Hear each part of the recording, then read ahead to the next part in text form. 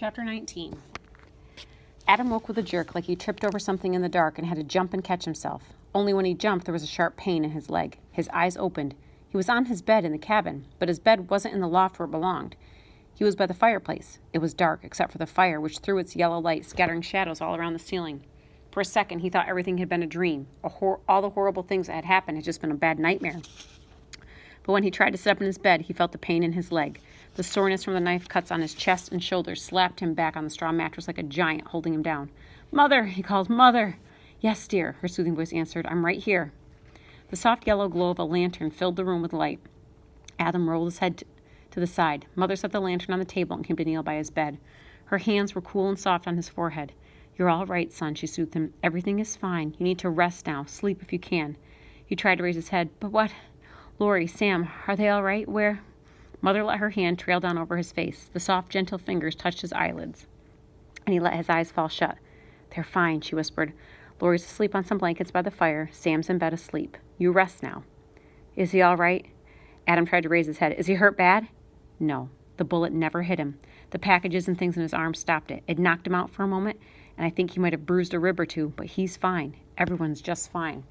The soft firmness in her voice told Adam she wasn't saying those things simply to comfort him. Everything was all right. Still, he wanted to see for himself. He wanted to talk to Sam and Lori and find out all that had happened. Only when he tried to sit up again, his head was heavy. His eyes felt like there were handfuls of sand in them, and keeping them closed was the only way they felt good. Besides, Mother kept telling him things were fine, and the goose feather pillow behind his head felt so good. Mother's fingers touched his eyelids. "You're going to be all right, Adam. The rifle ball passed clean through your leg without hitting the bone. I cleaned your wounds and dressed them. You'll be up and around in no time. If you only rest and sleep." Despite her soft, comforting words, Adam reached up and moved her hand from his forehead. He raised his head weakly and looked at her. "What about Ruff?" Her bright, gentle eyes seemed to grow sad. "You talked about him in your sleep. Sam found him and the sled." "But I don't know, son," she answered. "The cut was deep. He lost a lot of blood." She shook her head. "How he's managed to stay alive this long, I'll never know." "He's alive?" Adam couldn't believe it. "Yes," she tried to smile. Then her eyes came to his. "But don't set your hopes. I really don't know if he'll make it or not." She cupped her hand under his head and helped him sit up. Ruff was lying by the fire. Sam and Mother had wrapped him in animal hides to help fight off the chill of the mountain night. He lay very, very still. As Adam watched, he could barely see his sides move in and out, breathing. Mother made Adam lie down then. "Sleep," she ordered softly. "That's what you both need. Now be quiet so you won't bother him. Rest." Adam closed his eyes. The pillow was soft on his cheek. The clean muslin sheets were cool and clean against his skin. He tried to stay awake long enough to pray, to thank the good Lord for giving him such a brave dog, to ask him to let Ruff live.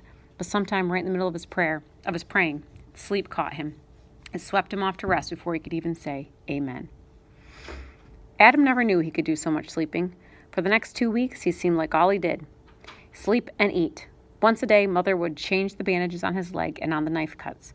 She wouldn't even let him walk to the bathroom. She made Sam carry him back and forth to the outhouse behind the cabin. Sam had to do the same toting for Ruff. Only Ruff could go right outside instead of being carried clear to the outhouse. Still, Sam had to stay with him. Ruff was too weak even to stand. So Sam had to hold him until he was finished, then bring him back inside. Sam never seemed to mind, though, after Adam had told him how the pup had saved his life. Neither Sam nor Mother could seem to do enough for him. It was 3 weeks before Mother would let Adam get up and walk around by himself. Even then, she got to fussing and made him go back to bed if she thought he was trying to do too much. Ruff got to where he could get up and around himself, too. He was still mighty weak and wobbly, but each day he got a little stronger and a little more steady. Even if Ruff could never run trail again, Adam was thankful.